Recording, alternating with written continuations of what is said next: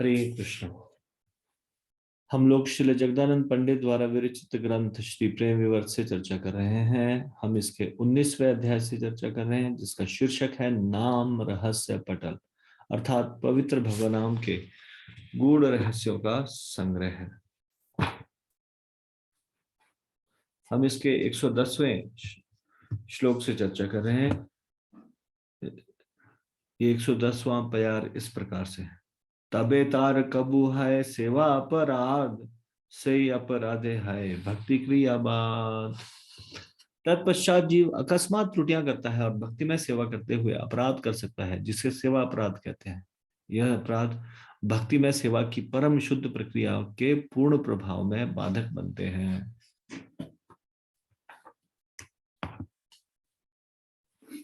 तो हमने 16 सेवा अपराधों के बारे में चर्चा की। कुल 32 सेवा अपराध बताए गए। तो 17वां सेवा अपराध इस प्रकार से है। व्यक्ति को अर्चा विग्रह के समक्ष किसी को भी दंडित नहीं करना चाहिए।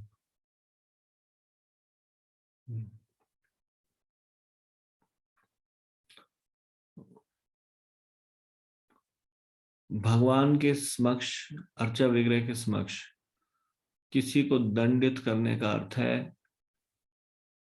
स्वयं को कंट्रोलर की भावना को पुष्ट करना, स्वयं की कंट्रोलर होने की भावना पुष्ट करना। आई एम द डूअर,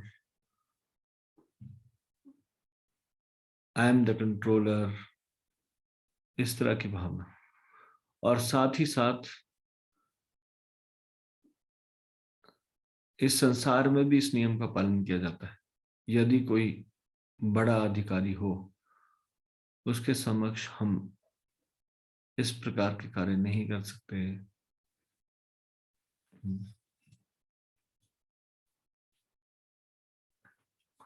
भगवान कृपा की मूर्ति है। भगवान की एक बड़ी विशेषता है, वो है कि हमारे इतने पापों, अपराधों और भगवान से विमुख होके हम भगवान के अनेक जन्मों में विरुद्ध रहे, उसके बावजूद भी भगवान ने हमारी सारी गलतियों को माफ कर दिया। और उसके बावजूद भी भगवान हमें हृदय से लगाने के लिए तैयार है। ये भगवान की बड़ी विशेषता है।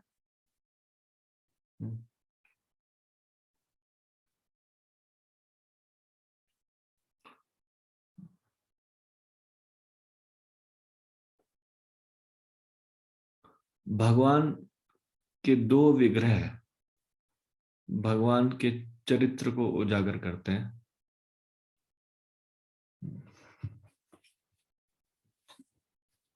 एक तो जगन्नाथ जी की विग्रह। यदि आप जगन्नाथ जी की विग्रह देखेंगे तो उनकी आंखें बहुत बड़ी बड़ी है, पलके नहीं है, झपकती नहीं है।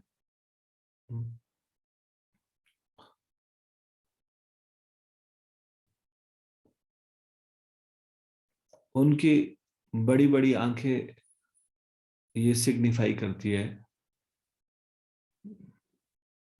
कि भगवान जगन्नाथ जी भक्तों के छोटे से गुण को भी बड़ा करके देखते हैं, गुणों को। यानी कि जैसे ये कार्तिक के महीने में कोई भी दीपदान करता है, चाहे वो उसका इंटेंशन ना भी हो, गलती से भी करे, तो भी भगवान उसको क्रेडिट मान लेते हैं। उसको ये समझ लेते हैं कि इस व्यक्ति ने मेरे लिए कुछ किया। जैसा कि हम मदालसा की स्टोरी से सुनते हैं।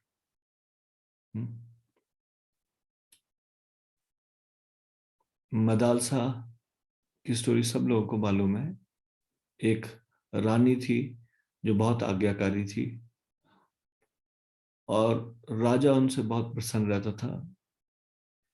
एक बार राजा ने उनको बुलाया तो हमेशा ये तेजी से फटाफट से राजा के आदेश का पालन करती थी, लेकिन उस दिन आने में विलंब कर दिया। तो राजा ने पूछा कि जब भी मैं तुम्हें बुलाता था तुम एकदम से तुरंत आ जाती थी, जरूर कोई बहुत महत्वपूर्ण कार्य रहा होगा जो मैंने बुलाया उसके बाद भी तुमने विलंब किया। तो फिर मदालसा ने कहा,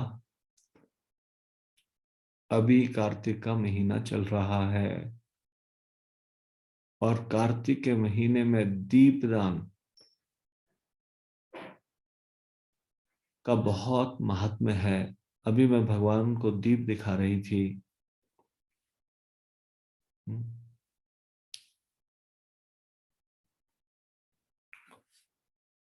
तो उन्होंने कार्तिक के महीने के बारे में पूछा और दीपदान के महत्व के बारे में पूछा। तो फिर मदालसा ने अपने पूर्व जन्म की कथा बताई। उन्होंने कहा, पिछले जन्म में मैं एक चूहिया थी, मंदिर में एक बिल में रहती थी और भोग प्रसाद इत्यादि कुछ भी गिरा होता था उसको खा के अपना जीवन चला रही थी। कार्तिक का महीना आया, मंदिर में बहुत ज्यादा रश बढ़ गया। इतना रश बढ़ने के कारण वो अपने बिल से बाहर नहीं निकल पाई, डर के मारे।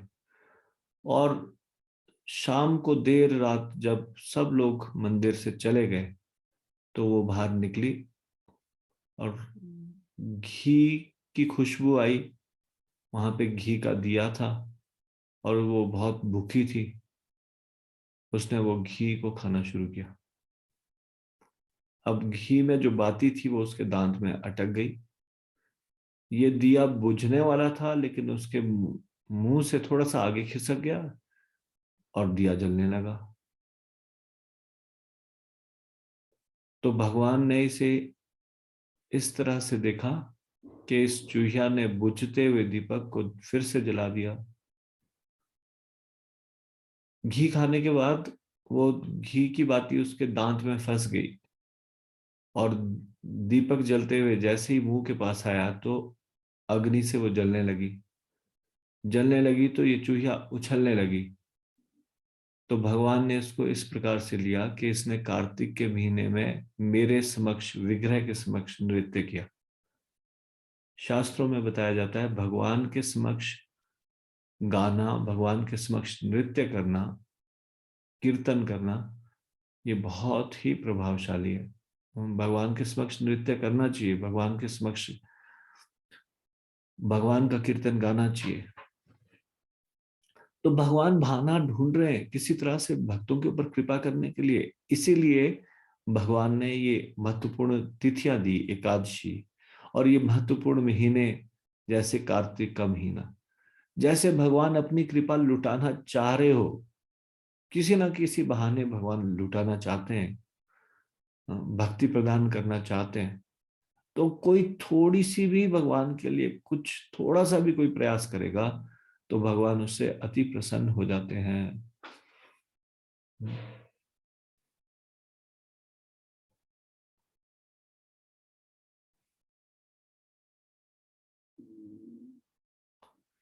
तो भगवान का ये गुण है। हमारे सारे देशों के ऊपर अगर भगवान विचार करने लगे तो हम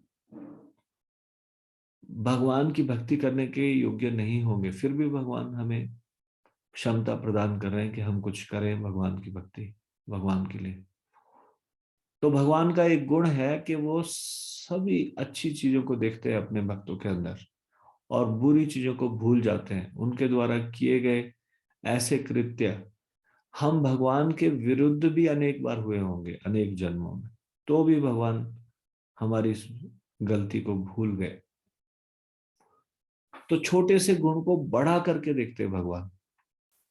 जैसे कोई गलती से अगर कोई जुआरी एक त्यक्त मंदिर, जो कि जहां पूजा नहीं होती, जंगल में एक खंडहर नुमा मंदिर में एक बार कुछ जुआरी गए और वहां पे उन्होंने दीप जलाया इसलिए ताकि वो जुआ खेल सके, तो वो भी भगवान उनके ऊपर कृपा करता है। कार्तिक महात्म्य में बताया गया है, यदि कोई जहां भगवान की पूजा भी नहीं हो रही वैसे मंदिर में भी अगर कोई जुआ खेलने के उद्देश्य से भी दीप जलाए तो भी भगवान कृपा करने के लिए तैयार बैठे। तो ये भगवान का गुण है। और जगन्नाथ जी की बड़ी बड़ी आंखें ये सिग्निफाई करती है कि भगवान भक्तों का थोड़ा सा भी कुछ भगवान के लिए करे तो उसको बड़ी बड़ी नजरों से देखते हैं, बड़ा करके देखते हैं। और दूसरी तरफ एक विष्णु भगवान की मूर्ति है दक्षिण भारत में, जिसमें भगवान शयन कर रहे हैं और योग निद्रा में है, आंखें बंद किए हुए। तो ये भगवान के इस गुण को दर्शाती है कि भक्तों के अंदर दोष भगवान देखना ही नहीं चाहते, वो आंखें मूंद लेते हैं उन दोषों की तरफ। केवल गुणग्राही है भगवान, गुणों को ग्रहण करते हैं, दोषों को देखते नहीं। हालांकि भगवान सब कुछ जानते हैं, योग निद्रा में रहकर भी सब कुछ सब बातों से सचेत रहते हैं, लेकिन फिर भी अपने भक्तों के अंदर दोष नहीं देखना चाहते। ये भगवान का गुण है। तो भगवान जब इतने कृपालु है, ऐसे दयालु और कृपालु भगवान के समक्ष किसी को दंड देना, हाँ, ये सेवा अपराध में आता है। भगवान की विग्रह के समान किसी के सामने, भगवान की विग्रह के सामने किसी को दंडित करना, ये सेवा अपराध में आता है। वास्तव में तो दंड करने का अधिकार भी भगवान का ही है, लेकिन भगवान के समक्ष इस एटिकेट को फॉलो करना चाहिए। भगवान की विग्रह के समक्ष हमें किसी को दंडित नहीं करना चाहिए। तो ये 17वां सेवा अपराध है। 18वां सेवा अपराध, व्यक्ति को अर्चा विग्रह के समक्ष भिखारियों को दान या भिक्षा नहीं देनी चाहिए।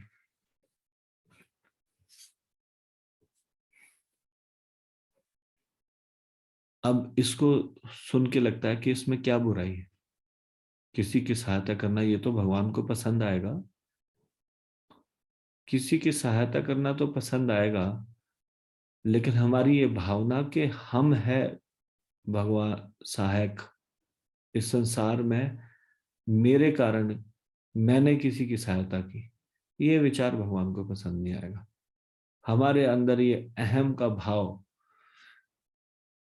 दानी होने की का भाव, ये भगवान को पसंद नहीं आएगा। ये भगवान की विग्रह के समक्ष नहीं होना चाहिए।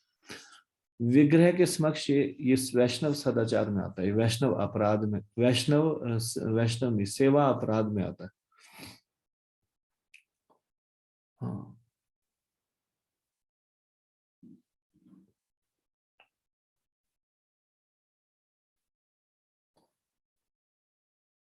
इस संसार के लोग कुछ दान देंगे तो उसके बदले में उसको चाहेंगे कि उनको सब लोग जाने कि वो कितने बड़े दानी हैं। ऐसी ऐसी भावना भगवान को, ये भगवान को पसंद नहीं। जैसे कि अगर मंदिर में दान देंगे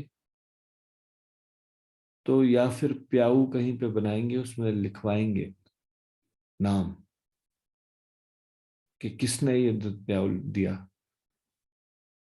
मंदिर में अगर पंखा दान देंगे, पंखे की पंखुड़ी जो कि चलती रहेगी, ज्यादा लोग देखेंगे भी नहीं, तो भी उसमें भी नाम लिखाएंगे। कहीं बैठने के लिए बेंच लगवाएंगे, वहां पे नाम लिखवाएंगे, या फिर अपने पिताजी के नाम से। भगवान सारे कार्यों को देख रहे हैं, भगवान इसको एक्नॉलेज कर रहे हैं। इस संसार में सब लोगों के सामने उसकी वाहवाही लूटना, ये भगवान को पसंद नहीं। यदि हम भक्ति करें और उसकी डींगे मारे सबके पास, मैंने बहुत कठिन कार्तिक व्रत लिया है। कार्तिक के महीने में मैं ये तपस्या कर रहा हूं या कर रही हूं, इस प्रकार से कहना ये भगवान को पसंद नहीं। भगवान सोचते हैं it is between you and me, why are you telling it to others, whether you are doing it for me और फॉर योर ओन प्रेस्टीज। किस लिए कर रहे हो, मेरे लिए कर रहे हो या अपनी प्रतिष्ठा को बढ़ाने के लिए कर रहे हो। मान लीजिए किसी ने 64 माला करना शुरू किया और उसके बाद 10 लोगों के पास गाए, उनके पास अपना गुणगान करे, मालूम है आजकल मैं 64 माला कर रहा हूँ, 64 माला। ऐसी चीजें भगवान को पसंद नहीं। हम्म। यदि आप कर रहे हैं तो ये भगवान और आपके बीच की बात है। Why are you telling it to others, औरों को बोलने की क्या आवश्यकता है। यदि कोई वरिष्ठ भक्त पूछे तो भी ठीक है, उनको बताया, किसी के पूछने पे बताया। अपनी तरफ से गुणगान करना अपना, इससे अहंकार की वृद्धि होती है, सूक्ष्म अहंकार की वृद्धि होती है। भगवान के समक्ष दान देना, इस विचार की पुष्टि होती है कि मैं दान देने वाला हूं। वास्तव में देने वाले हम नहीं है, भगवान है।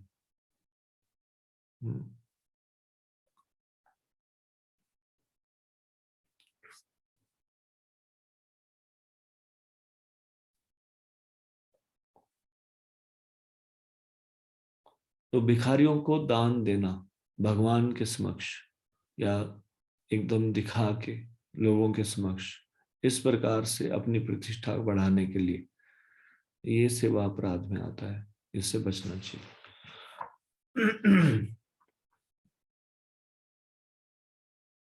19वां सेवा अपराध, व्यक्ति को अर्चा विग्रह के समक्ष दूसरों से कठोरता पूर्वक नहीं बोलना चाहिए। देखिए भगवान हमारे साथ अगर कठोरता बरते हैं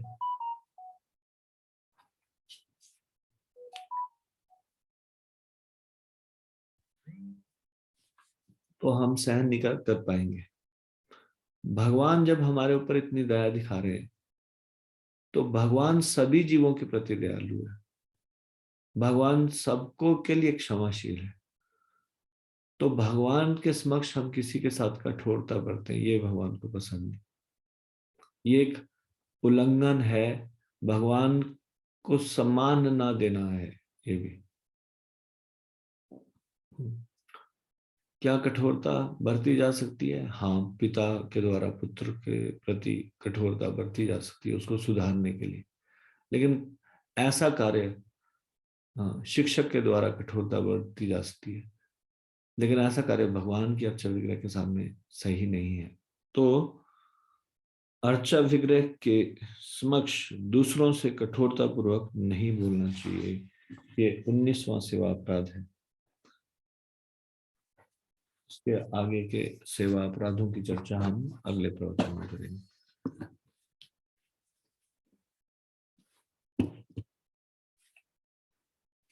श्री जगदानंद पंडित की जय, श्री प्रेम विवर्त ग्रंथ की जय, श्री भक्ति विनोद ठाकुर की जय, श्री हरिनाम चिंतामणि की जय, श्रील प्रभुपाद की जय। निताई गौर प्रेमानंदे हरि हरि बोल।